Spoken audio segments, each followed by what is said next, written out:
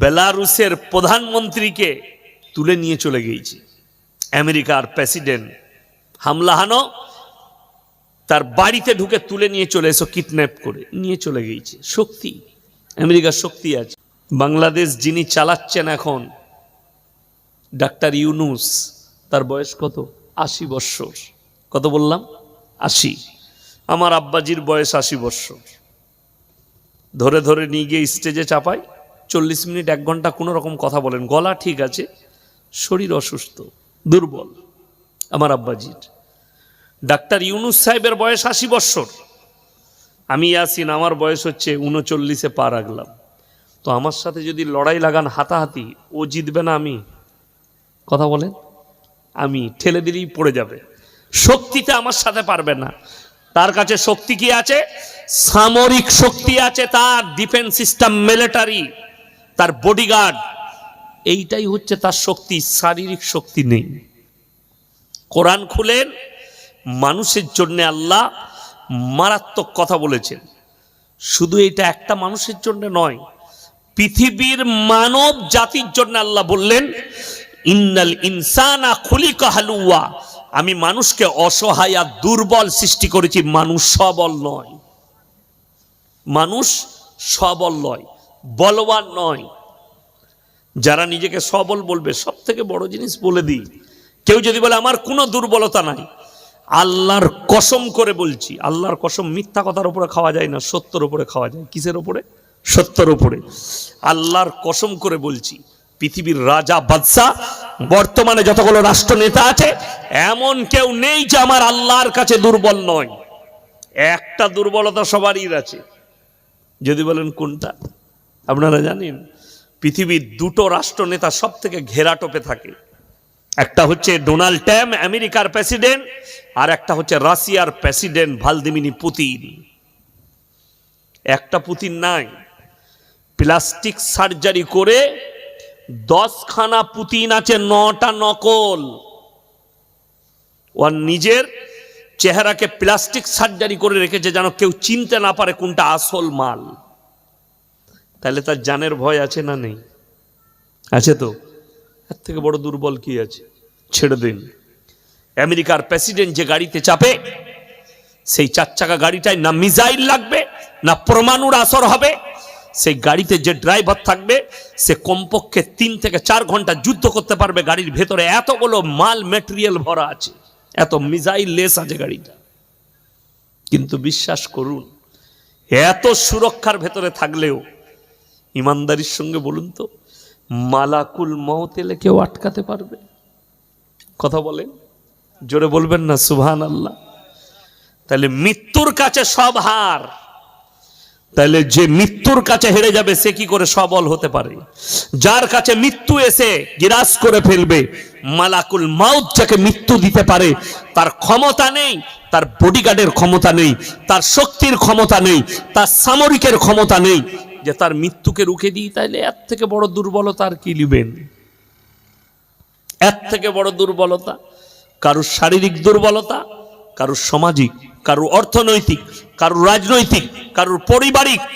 আল্লাহ প্রত্যেকটা মানুষের কাছে একটা না একটা দুর্বলতা দিয়েছে। প্রত্যেকটা মানুষের সবল কেউ নয়। আল্লাহর একটা শক্তি বলবো, সবাই একবার জোরে বলুন সুবহানাল্লাহ। আল্লাহর শক্তি শুনেলেন। এরা কিছুই জানেন না। আল্লাহ মিসাইল ব্যবহার করেননি, আল্লাহ তাআলা কোনো ফেরেশতা দিকে পাঠায়নি। আল্লাহর কুদরত শুনেন, নবীজিকে বলছেন, আলাম তারা কাইফা ফাআলা রাব্বুকা বিআসহাবিল ফিল। কোরআন, আলাম ইয়াজআল কাইদাহুম ফি তাদলিল ওয়া আরসালা আলাইহিম তায়রান আবাবিল। হে নবী, আপনি কি দেখেননি? আব্রাহা বাদশা বললে কাবা ঘরকে গুঁড়িয়ে দেবো হস্তি বাহিনীর দ্বারা, ভেঙে দেওয়া হবে। আল্লাহ বললেন, আমি তাদের ওপরে মিসাইল নিক্ষেপ করিনি, ফেরেশতা পাঠাইনি। ছোট্ট একটা পাখি আবাবিল, হুকুম দিলাম মুখে করে কাঙ্কার লাও, পাথর লাও। ছোট্ট পাখি মুখে করে লাও, আসমান থেকে নিক্ষেপ করো। হে আমার নবী, কাবা ঘরে পৌঁছানোর আগে হস্তি বাহিনীকে আমি ধূলিসাৎ করে দিয়েছি। জোরে বলুন সুবহানাল্লাহ। আল্লাহর পাওয়ার এতটুকু কাজে লাগেনি হস্তি বাহিনী। এদের কাছে পরমাণু আছে, মিসাইল আছে, যে যেরকম পাচ্ছে শক্তি দেখাচ্ছে। শক্তি কাকে বলে?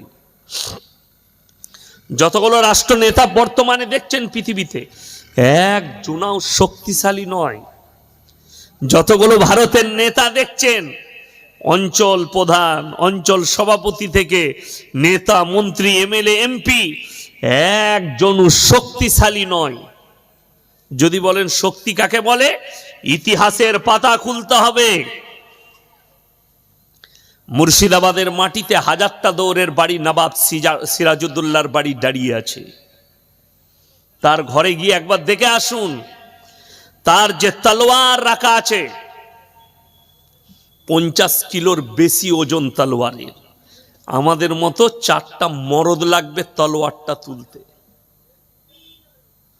টিপু সুলতান হায়দ্রাবাদে রাখা আছে তলোয়ার, 1 কুইন্টালের কাছে বেশি ভারী। তার বাপ হায়দার আলী যে তলোয়ার ব্যবহার করত, 1 কুইন্টাল 20 থেকে 30 কিলো ওজন। তাহলে আল্লাহ তাদেরকে কত শক্তি দিয়েছিল। এখন তো 1 কুইন্টাল তো দূরের কথা, 20 কিলো ওজনের তলোয়ার যদি রাখা হয়, ভাঙড়ের একটা মালু বেরুবে না যে তলোয়ারটা চালায়। ঠিক বললাম না ভুল বললাম? ওই রকম মরদ ভাঙড়ে নাই। আর পৃথিবীতে খুঁজতে হবে 20 কিলো তলোয়ার চালালে। আর আমাকে বললে আমি 4টা লোক ডালবো, পারবো না। 2 কেজি থেকে 3 কেজি, খুব জোর 5 কেজি তুলতে পারবো, চালাতে পারবো না। 50 কেজি 1 কুইন্টাল তলোয়ার চালিয়েছে। এদের কথা বাদ দেন। যারা স্কুলে গেছেন, শিক্ষিত জ্ঞানীগুণী আছেন, ইতিহাসের পাতায় নাম আছে আলেকজান্ডার। আলেকজান্ডারের নাম শুনেছেন না শুনেননি? অর্ধেক দুনিয়া দখল করেছিল। তার যুগে তার মতো যোদ্ধাই ছিল না পৃথিবীতে। যে দেশে আক্রমণ করেছে দখল করে নিয়েছে। আলেকজান্ডার বিষ পান করে মারা গিয়েছিল। আলেকজান্ডার যে তলোয়ারটা চালাতো, তার কাছে যেটা ছিল, এখনকার পৃথিবীর কোন রাজা বাদশার 14 গোষ্ঠীর ক্ষমতা নাই, সেটা খালি তুলি। গ্রিসের রাজা আলেকজান্ডার এখনো রাখা আছে তার তলোয়ার। গিয়ে দেখে আসুন, গ্রিসের জাদুঘরে রাখা আছে, তুলতে পারবে না। সেসব মরদ সব চলে গেল। যেমন পৃথিবীতে যে যত বড়ই মুহাদ্দিস হোক, মৌলবি হোক, মাস্টার হোক, ডাক্তার হোক, প্রফেসর হোক, ইঞ্জিনিয়ার হোক, নিজের প্রশংসা করার যোগ্যতা কেউ রাখে না। কেউ যদি বলে আমার মতো বক্তা নেই, মৌলবি নেই, জানবেন লোকটা মূর্খ, ইলমের কমি আছে। কেউ যদি বলে আমার মতো ডাক্তার নেই, জানবেন ডাক্তারটা মূর্খ, অশিক্ষিত, জ্ঞানের অভাব। একমাত্র প্রশংসা করার যোগ্যতা কে রাখেন? আল্লাহ। জোরে বলুন সুবহানাল্লাহ। নিজের প্রশংসা করার যোগ্যতা একমাত্র আল্লাহর আছে, বাকি কারুর নেই। ইয়াসিন কেমন? প্রতিবেশীর লোক বলবে, পরিবার বলবে, দেশের লোক বলবে না, অমুক ডাক্তার বাবু আছেন না, খুব ভালো ডাক্তার, খুব পরেজগার, খুব ভালো লোক, সমাজ সেবা করেন, মানুষের প্রতি দরদ আছে। অমুক মাস্টার আছেন, খুব ভালো পড়ায়, মাস্টার খুব ভালো। এটা আপনি বলবেন না, প্রতিবেশী বলবে, আপনার প্রশংসা করবে। যে নিজের প্রশংসা করে মূর্খ। যদি বলেন আল্লাহ, আল্লাহর কসম, আল্লাহ নিজের প্রশংসা নিজে করেছেন। জোরে বলুন সুবহান।